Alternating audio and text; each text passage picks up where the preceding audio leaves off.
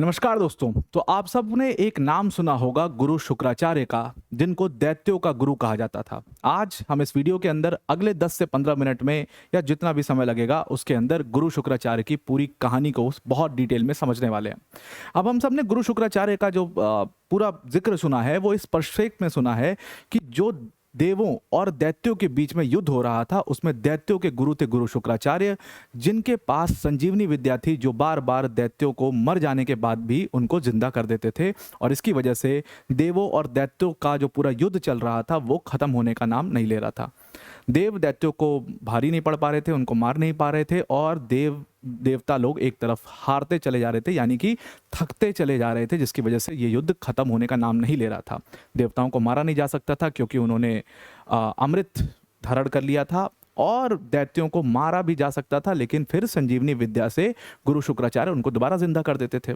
और इसी वजह से ये पूरा युद्ध जो है वो अमृत काल तक चलने वाला था, जब तक कि बीच में भगवान शिव नहीं आते हैं। अब यहाँ पर गुरु शुक्राचार्य इसीलिए सबसे इंपॉर्टेंट पर्सनालिटी हैं इस पूरे देव और असुरों के युद्ध के, क्योंकि उन्हीं की वजह से ये युद्ध टिका हुआ था और उन्हीं की वजह से ये युद्ध दैत्य जो है वो लड़ भी पा रहे थे। इसीलिए हमें गुरु शुक्राचार्य के बारे में समझना बहुत ज़्यादा इंपॉर्टेंट है। इस पूरे वीडियो के अंदर हम गुरु शुक्राचार्य की पूरी कहानी, उसके साथ में गुरु बृहस्पति के साथ उनकी क्या राइवलरी थी, देवों और असुरों का युद्ध, इसमें समुद्र मंथन का भी जिक्र आएगा, इसमें विष्णु जी के साथ में गुरु शुक्राचार्य की कैसी राइवलरी थी उसके बारे में भी हम देखेंगे, इंद्र जी के साथ गुरु शुक्राचार्य का क्या राइवलरी थी वो भी हम देखेंगे, और फिर लास्ट में शिव जी जिन्होंने संजीवनी विद्या खुद गुरु शुक्राचार्य को दी, आखिर क्यों फिर उनको खुद के अपने दिए हुए शिक्षा को वापस लेना पड़ा, यानी कि उनको गुरु शुक्राचार्य को निगलना पड़ा इस पूरे युद्ध को खत्म करने के लिए। ये पूरी स्टोरी, पूरी टाइमलाइन जो है हम डिटेल में समझने वाले हैं। ध्यान रखिएगा, ये जो पूरी कहानी है इसके कई सारे लेयर्स हैं और इन सारे लेयर्स को हम एक एक करके परत दर परत पढ़ते जाएंगे, समझते जाएंगे और आगे बढ़ते जाएंगे। तो चलिए अपनी डिस्कशन को गुरु शुक्राचार्य के बारे में स्टार्ट करते हैं। अब देखिए, गुरु शुक्राचार्य के बारे में या गुरु बृहस्पति के बारे में सबसे जो एक, अगर आप कहें कि एक किताब है या एक चैप्टर है जिसमें पूरा जिक्र हो कि ये गुरु शुक्राचार्य थे, इन्होंने ये किया, ये किया, ऐसा कहीं नहीं है। बिट्स एंड पीसेस में हर जगह पर आपको गुरु शुक्राचार्य और गुरु बृहस्पति के बारे में जिक्र मिलता रहेगा। इसी तरीके से जो सबसे प्रमुख जिक्र है गुरु शुक्राचार्य और बृहस्पति का वो महाभारत के अंदर है। महाभारत के आदि पर्व में सेक्शन 76 में इनके बारे में सीधा जिक्र किया हुआ है। सेक्शन 76 कहता है कि देवों ने अपना गुरु बृहस्पति को माना और दैत्यों ने अपना गुरु उषान यानी कि शुक्राचार्य को माना। शुक्राचार्य नाम कहते हैं बाद में आया, उषान उनका पहला नाम था, तो उषान यानी कि शुक्राचार्य को अपना गुरु दैत्यों ने माना। अब यहां से पूरी जो उनका जिक्र है इसी पैराग्राफ में सेक्शन 76 के अंदर ही लिखा हुआ है कि गुरु शुक्राचार्य के पास एक स्ट्रैटेजिक एडवांटेज था, और वो स्ट्रैटेजिक एडवांटेज ये था कि उनके पास संजीवनी विद्या थी, जिसकी वजह से वो सबसे शक्तिशाली गुरु थे और जिसकी वजह से दैत्यों को हराया नहीं जा सकता था, क्योंकि जब तक कि उनके साथ गुरु शुक्राचार्य थे। और इसीलिए हमारी इस इंपॉर्टेंट पर्सनैलिटी को समझना बहुत इंपॉर्टेंट है। तो चलिए, सबसे पहले तो ये समझना बहुत जरूरी है कि आखिर एक गुरु शुक्राचार्य कौन थे और वो खुद दैत्य ना होते हुए भी दैत्यों के गुरु कैसे बन गए, उसकी पूरी इतिहास को समझने की का हम प्रयास करते हैं। तो सबसे पहला सवाल यही है कि आखिर गुरु शुक्राचार्य कौन थे। तो गुरु शुक्राचार्य के बारे में जो मेंशन है, उनके कई नाम थे। शुक्र या शुक्राचार्य उनका नाम काफी बाद में पड़ा, शुरू में उनको उषाण कह करके महाभारत में भी बुलाया गया है, काव्य भी कहा गया, भार्गव भी कहा गया, उसके पीछे का कारण है। अब देखिए, महाभारत का अगर हम देखें तो महाभारत में जो अनुशासन पर्व है उसके अंदर शुक्राचार्य के बारे में बताया गया कि शुक्राचार्य को भृगु लिनिएज का बताया गया, यानी कि शुक्राचार्य जो है वो भृगु के बेटे शुक्र बने, यानी शुक्राचार्य बने, जिनका नाम उषान पहले पड़ा। उनका ऐसा कोई शुक्र नाम नहीं था, ना शुक्राचार्य नाम था, उनका नाम उषान था, और महाभारत में इसीलिए शुरू में उनको उषान कह करके जिक्र किया गया। तो इस अनुशासन पर्व में कहा गया कि जो गुरु शुक्राचार्य थे वो भृगु के बेटे थे और उनको उषान कहा गया, और इसीलिए उनको भार्गव कहा गया क्योंकि वो भार्गव उससे ट्रेडिशंस फॉलो करते थे। अब इसी तरीके से गुरु शुक्राचार्य की शुरुआत होती है, उषान जो है उनका नाम रखा जाता है, और दूसरी तरफ जो बृहस्पति थे जिनके बारे में चर्चा होगी आगे चल करके, वो बृहस्पति उनके राइवल तो नहीं कह सकते, लेकिन वो भी एक बहुत बड़े गुरु, एक बहुत बड़े ऋषि अंगिरास के बेटे थे। गुरु शुक्राचार्य का जो पूरा रेलेवेंस था इस पूरे महाभारत के अंदर या दैत्यों के सपोर्ट के अंदर, वो इसलिए था क्योंकि उनके पास 3 विद्याएं थी। उनको कहा जाता था कि संजीवनी विद्या थी, जो कि सबसे इंपॉर्टेंट विद्या थी, यानी कि अगर कोई भी दैत्य मरता था उसको गुरु शुक्राचार्य दोबारा से जीवित कर देते थे। दूसरी विद्या, उनके पास पॉलिटिकल पावर था, उनके पास पॉलिटिकल नॉलेज बहुत अच्छी थी, वो बहुत अच्छे स्टेटमैन थे, वो बहुत अच्छे स्टेट क्राफ्ट में बहुत निपुण थे, नीति शास्त्र बहुत अच्छा आता था उनको उनको मतलब इस तरीके से सारे शास्त्र जो है उनका एकदम बिल्कुल कंठस्थ विद्या थी, जिसकी वजह से जो दैत्य थे उनको उन पर दैत्य जो है वो देवों पर एक समय पर भारी भी पड़ने लग गए थे, सिर्फ गुरु शुक्राचार्य की वजह से, और इसीलिए इनका रेलेवेंस उसमें सबसे ज़्यादा है। लेकिन इन सारी चीज़ों को समझने से पहले हमें वो इतिहास में जाना पड़ेगा, थोड़ा सा समय में पीछे जाना पड़ेगा कि आखिर शुक्राचार्य इतने निपुण हुए कैसे, इनको संजीवनी विद्या मिली कैसे, ये विद्या कैसे मिली, सारी विद्याओं में इतने निपुण कैसे हुए, और इन्होंने आखिर दैत्यों को क्यों चुना। अगर ये अपनी विद्या में इतने निपुण थे, बृहस्पति जो कि देवों के गुरु बने उनसे भी बेटर थे, तो ये आखिर देवों के गुरु क्यों नहीं बन गए और इन्होंने दैत्यों को क्यों चुना। या कह सकते हैं कि समय की परिस्थिति ऐसी थी कि दैत्यों ने इनको चुना और इन्होंने दैत्यों को चुना। तो इसके लिए हमें थोड़ा सा और इतिहास में पीछे जाना पड़ेगा और ये समझना पड़ेगा कि कैसे ये दोनों कहानियां एक साथ में चलती हैं, यानी कि गुरु बृहस्पति और गुरु शुक्राचार्य दोनों की कहानियां एक साथ में चलती है। तो जैसा कि मैंने आपको बताया, शुक्राचार्य यानी कि भृगु के बेटे, शुक्र यानी उषान उनका नाम रखा गया था, बाद में शुक्राचार्य इनका नाम पड़ा। ये गुरु शुक्राचार्य हैं जो कि भृगु के बेटे थे।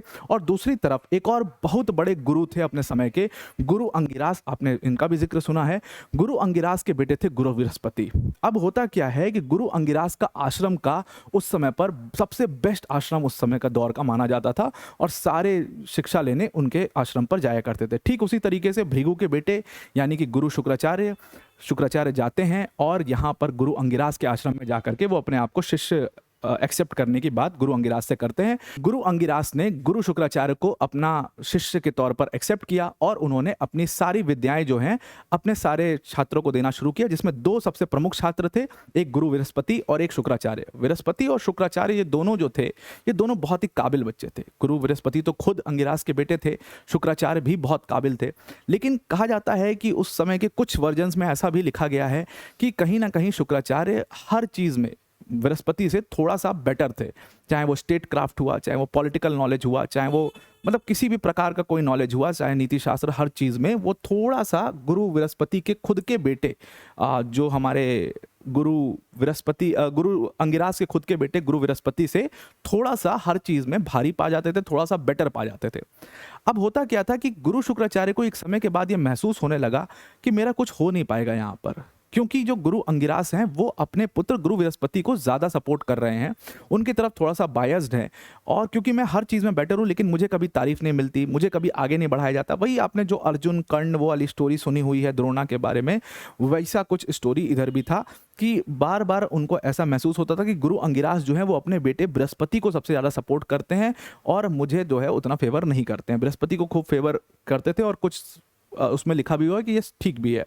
तो एक समय ऐसा आया कि जब गुरु शुक्राचार्य का जो पूरा पेशेंस था वो खत्म हो गया और वो सीधा जाकर के गुरु अंगिरास को कन्फ्रंट करते हैं और पूछते हैं कि भाई आपने अपने बेटे को आप फेवर करते हैं, मुझे ऐसा महसूस होने लगा है गुरु कि आप अपने बेटे को, उस समय पर गुरुओं को क्वेश्चन नहीं किया जाता था, तो उन्होंने कहा कि मुझे ऐसा महसूस होने लगा है, क्या मैं गलत हूँ, और इस तरीके से उन्होंने बोला। गुरु अंगिरास ने उनका जवाब दिया कि नहीं, ऐसा कुछ नहीं है, मैं कोई अपने बेटे को फेवर नहीं करता, मेरे लिए सारे शिष्य एक समान है। लेकिन फिर भी गुरु शुक्राचार्य के अंदर जो था ये भावना इतनी स्ट्रांग हो चुकी थी, इतनी ज़्यादा स्ट्रांग हो चुकी थी कि एक समय आया जब उन्होंने गुरु अंगिरास के आश्रम को छोड़ दिया, सिर्फ इसलिए क्योंकि वो अपने बेटे की तरफ एक बहुत ज़्यादा फेवर कर रहे थे और गुरु शुक्राचार्य का फेवर नहीं कर रहे थे।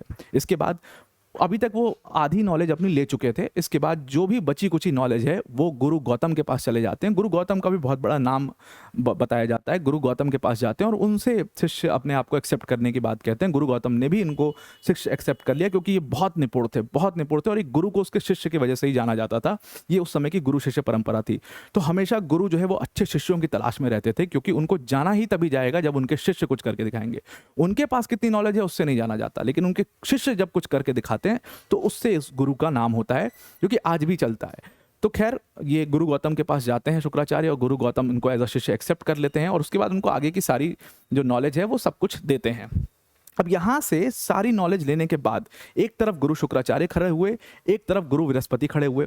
अब क्योंकि ये दौर वो था कि हर गुरु जो है वो देवों का गुरु बनना चाहते थे, तो इसलिए सब अपनी दावेदारी ठोकने देवलोक में जाया करते थे। ठीक उसी तरीके से गुरु शुक्राचार्य भी देवलोक में पहुंचते हैं अपनी दावेदारी को ठोकने के लिए। लेकिन वहां पर एक, अब इसका हम अपने जो पूरी कहानी है उसके दूसरे परत में आ रहे हैं, जहां पर गुरु शुक्राचार्य की विष्णु जी से क्या, भगवान विष्णु से क्या राइवलरी थी या भगवान इंद्र से क्या राइवलरी थी, हम उसके ऊपर भी अब पहुंचने वाले हैं। तो जैसे ही वो देवलोक में पहुंचते हैं गुरु शुक्राचार्य, सारी नॉलेज में वो गुरु बृहस्पति के ऊपर भारी पड़ रहे थे, भारी थे ही, और उनको एक्सेप्ट भी किया गया था कि वो भारी हैं सारे नॉलेज में गुरु बृहस्पति के ऊपर। लेकिन फिर भी उनको एज अ गुरु क्यों नहीं चुना गया देवों का, इसके पीछे सबसे बड़ा कारण थे गुरु, इसके पीछे सबसे बड़ा कारण थे भगवान विष्णु। तो अब होता क्या है कि जब वो जाते हैं तो विष्णु जी उनके गुरु बनने का बड़ा विरोध करते हैं कि आप देवों के गुरु कभी नहीं बन सकते। गुरु शुक्राचार्य पूछते हैं क्यों? विष्णु जी बताते हैं कि गुरु शुक्राचार्य जो हैं वो बेटे हैं भृगु के, और भृगु की वाइफ यानी कि भृगु और काव्य माता के बेटे हैं शुक्राचार्य। काव्य माता कौन है? काव्य माता को कहा जाता है कि एक समय पर इन्होंने बहुत ज़्यादा असुरों का सपोर्ट किया था, असुरों को प्रोटेक्ट किया था, और भृगु जो कि एक कुछ वर्जन्स में कहा गया कि उनको भी संजीवनी विद्या आती थी, हालांकि वो सिखा नहीं सकते थे किसी को, लेकिन कहते हैं संजीवनी विद्या आती थी, और उन्होंने भी बहुत सारे असुरों को जीवित किया था। ये भी कुछ वर्जन्स में कहा जाता है, हालांकि पूर्णतः ये सही नहीं है, पूर्णतः ये सही नहीं माना गया है। लेकिन काव्य माता ने प्रोटेक्ट किया था, इसको पूर्णतः सही माना गया। सारे ट्रेडिशंस में है, सारे मतलब वर्जन्स में काव्य माता का जिक्र आया है कि उन्होंने असुरों का सपोर्ट किया। तो इसके बजाय, इसके वजह से विष्णु जी ने काव्य माता का वध कर दिया था, और उसके बाद भृगु काफी गुस्सा हो जाते हैं और वो अपनी जो संजीवनी विद्या थी उसका इस्तेमाल करके काव्य माता को दोबारा जीवित करते हैं, और कहते हैं कि कुछ वर्जन्स में विष्णु जी को भृगु ने श्राप भी दे दिया था। इसके बाद ये जो पूरी चीज़ थी ये आपका शुक्राचार्य के ऊपर आ जाती है, और विष्णु जी इसीलिए, क्योंकि इनकी माता सपोर्ट करती थी असुरों को, इनके पिता सपोर्ट करते थे असुरों को, इसलिए विष्णु जी शुक्राचार्य को देवों का गुरु मानने से मना कर देते हैं, और सारे देवों को बोलते हैं कि हम इनको अपना गुरु नहीं मान सकते।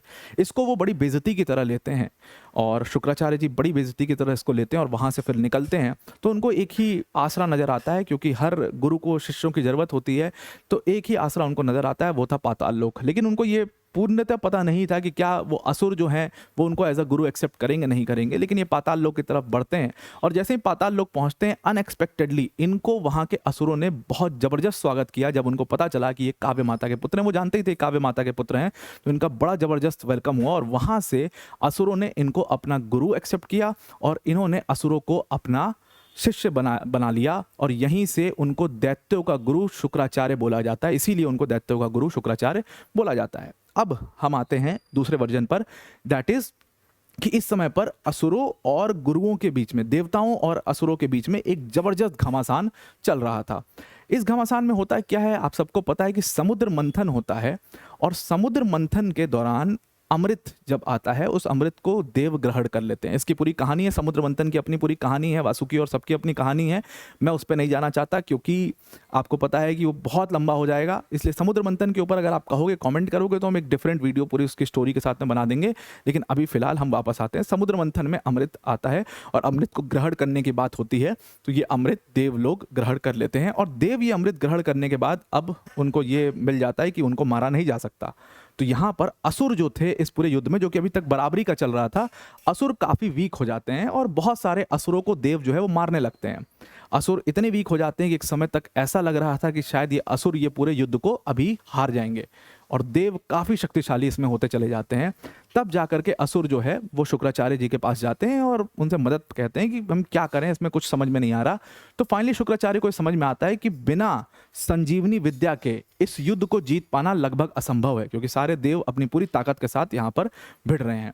तो संजीवनी विद्या की तलाश में वो निकल जाते हैं, और कहा जाता है कि उनको पता चलता है। अब ये दो वर्जन्स अगेन, एक वर्जन ये बताता है कि उनके खुद के पिता भृगु के पास वो जाते हैं कि मुझे संजीवनी विद्या सिखा दी जाए। उनके पिता भृगु कहते हैं कि भाई आपको संजीवनी विद्या अगर सीखनी है, मैं नहीं सिखा सकता, मुझे सिखाने नहीं आता, तो आपको खुद शिव जी का आवाहन करना होगा, वही आपको ये संजीवनी विद्या दे सकते हैं, अदरवाइज कोई नहीं दे सकता। और इस वजह से दूसरा एक वर्जन है, वो कहते हैं कि फिर उनको पता लगता है कहीं से कि ये सिर्फ शिव जी से मिल सकती है, तो वो शिव जी का आवाहन करना शुरू करते हैं। अब दोनों वर्जन में से जो आप चाहो वो मान सकते हो। तो ये शिव जी का आवाहन करने जाते हैं, यानी कि ये कड़ी तपस्या करने शिव जी की जाते हैं। और इस तपस्या में क्या करते हैं, ये एक पेड़ के डाल से उल्टा लटक करके अपने नीचे आग जला करके, जिससे उनका तपे नीचे से बदन पूरा, आग जला करके ये शिव जी का आवाहन करना शुरू करते हैं। लगभग 1000 साल तक की ये तपस्या इनको करनी होती है। और अगर 1000 साल तक ये अपनी तपस्या को पूरी कर लेंगे तो फिर शिव जी जो है उनके सामने प्रकट होंगे और इनको संजीवनी विद्या दे देंगे। हालांकि होता क्या है कि जब इनको आवाहन करते हुए देखा जाता है, क्योंकि ये गुरुओं में इतना बड़ा नाम था और इन्होंने इतना कुछ किया था असुरों के लिए, इतना सपोर्ट किया था असुरों को, तो देवों के लिए बड़ा कंसर्न बन गया कि अगर गुरु शुक्राचार्य के पास ये संजीवनी विद्या आ गई तो फिर असुरों को हराना नामुमकिन हो जाएगा। और अब एंट्री होती है भगवान इंद्र की। भगवान इंद्र आते हैं। भगवान इंद्र पूरी कोशिश करते हैं कि गुरु शुक्राचार्य का जो ध्यान है ये टूट जाए और 1000 साल तक पूरा ना हो पाए। 500 वर्ष हो जाते हैं, तब इंद्र जी, भगवान इंद्र बहुत मौसम को खराब करते हैं, बहुत सारी कोशिश करते हैं, खूब बरसात करवाते हैं कि ये इनका ध्यान किसी तरीके से टूट जाए, लेकिन गुरु शुक्राचार्य टस से मस नहीं होते हैं। उसके बाद उनके पास लास्ट रिजॉर्ट या लास्ट ऑप्शन बचता है अपनी खुद की पुत्री को भेजने का। तो इंद्र भगवान ने अपनी खुद की पुत्री यानी कि देवसेना को भेजा धरती पर कि आप जाइए। देवसेना, उनको अलग और भी डिफरेंट नामों से भी जाना जाता है, देवसेना उनका मुख्य नाम था। उनको भेजा कि आप जाइए और गुरु शुक्राचार्य का ध्यान भटकाने की कोशिश करिए। अगर इनका ध्यान भटक गया तो ये तपस्या पूरी नहीं होगी और इनको संजीवनी विद्या नहीं मिलेगी। देवसेना आती हैं तमाम तरीकों से, क्योंकि वो बहुत सुंदर अप्सरा की मानी जाती हैं और बहुत वो मानी जाती हैं, तो इसलिए वो आती हैं और इनका ध्यान भटकाने की बड़ी कोशिश करती हैं, लेकिन शुक्राचार्य को ये टस से मस नहीं कर पाती हैं। और इसके बाद उनको लास्ट ऑप्शन ये दिखता है कि नीचे जो अग्नि जल रही होती है उसमें विष मिला देती हैं, जिसकी वजह से उस अग्नि से एक गैस निकलती है, जिसकी वजह से कहते हैं कि गुरु शुक्राचार्य के पूरे शरीर से खून बहने लगता है। हालांकि फिर भी उनका ध्यान टस से मस नहीं होता और वो पूरी 1000 साल की अपनी तपस्या को पूरा करते हैं और फाइनली शिव जी उनके सामने प्रकट होते हैं। और शिव जी प्रकट होकर के उनसे वरदान मांगने को कहते हैं, तो वो इस वरदान के स्वरूप में उनसे ये संजीवनी विद्या मांग लेते हैं। शिव जी उनको संजीवनी विद्या सिखा देते हैं और उनसे एक प्रॉमिस ले लेते हैं। इस प्रॉमिस को याद रखिएगा कि आप इस संजीवनी विद्या का अधर्म के लिए इस्तेमाल नहीं करोगे। गुरु शुक्राचार्य सब कुछ एक्सेप्ट कर लेते हैं और संजीवनी विद्या सीख करके वो वापस दैत्यों के पास पहुंचते हैं और असुरों दैत्यों से कहते हैं कि अब इस युद्ध में आपको कोई नहीं हरा सकता। और वही होता भी है। इस युद्ध में एक तरफ देवता हैं जिन्होंने अमृत ग्रहण कर लिया है, जिनको मार पाना असंभव है, दूसरी तरफ असुर हैं जिनको मारा तो जा रहा है, लेकिन क्योंकि संजीवनी विद्या गुरु शुक्राचार्य के पास आ चुकी है, वो इन असुरों को दोबारा से जिंदा कर देते हैं और ये पूरा युद्ध जो है वो अमृत काल तक चलने लगता है। कहा जाता है कि ये खत्म ही नहीं होगा, ये अनंत काल तक, सॉरी नॉट अमृत काल, अनंत काल तक ये पूरा युद्ध चलेगा। अब इससे पूरा जो धरती का समीकरण था यानी कि बैलेंस था वो बिगड़ने लगता है और इसके बाद देवों ने शिव जी का आह्वान किया कि अगर इस युद्ध को कोई रोक सकता है तो वो आप रोक सकते हैं। और फाइनली शिव जी जब प्रकट होते हैं तो वो शुक्राचार्य से कहते हैं कि मैंने आपसे कहा था कि आप अधर्म के लिए इस शक्ति का प्रयोग नहीं करेंगे, लेकिन आपने अधर्म के लिए शक्ति का प्रयोग किया। अभी मैं आपको ये शक्ति आपसे वापस लेता हूँ। इसके परिणाम स्वरूप शुक्राचार्य बोलते हैं शिव जी से कि मैंने किसी अधर्म के लिए शक्ति का इस्तेमाल नहीं किया। असुर अपनी जगह पे ठीक है, वो अपने हक की बात कर रहे हैं और इसलिए मैंने उनकी लड़ाई लड़ी और मैं गुरु हूं असुरों का, तो मैं उनका सपोर्ट क्यों ना करूं, मैं अपनी शक्ति उनके लिए इस्तेमाल क्यों ना करूं। इसके बाद शिव जी काफ़ी नाराज़ हो जाते हैं, कहा जाता है शुक्राचार्य जी से, और उनको रोकने के लिए शिव जी शुक्राचार्य जी को निगल जाते हैं। शुक्राचार्य शिव जी को निगलने के बाद शुक्राचार्य शिव जी के शरीर में जाते हैं और बड़ी कोशिश करते हैं बाहर आने की, लेकिन वो इतना विशाल काय शरीर, वो उससे बाहर नहीं आ पाते हैं। तमाम कोशिशों के बाद उनको एक रास्ता नजर आता है और कहा जाता है कि शिव जी के शरीर से वो शुक्राणु के फॉर्म में बाहर निकले और इसीलिए उनका नाम शुक्राचार्य पड़ा।